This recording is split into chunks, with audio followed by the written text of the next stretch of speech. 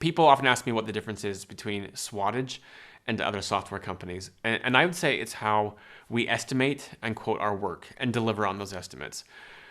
That gives you visibility and control over how the money is spent.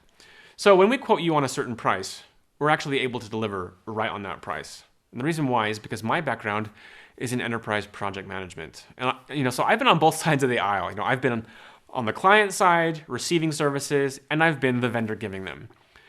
And one thing that I noticed working with vendors is that a lot of times they either don't estimate accurately or they don't track and tie their expenses back to the original estimates. So in one case, for example, what they did is they said, here's a bucket of money that we need to deliver this thing for you.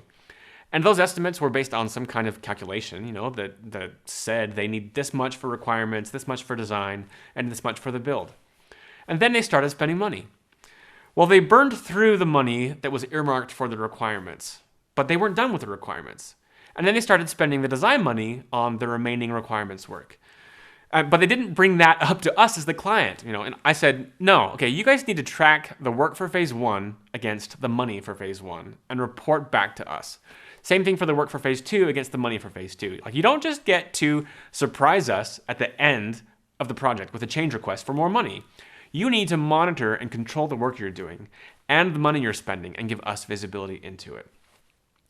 So when I opened Swattage, I vowed we would never be that company that gave bad estimates and surprise invoices. That we would always be accountable for our estimates and provide the client with visibility into how their money was spent.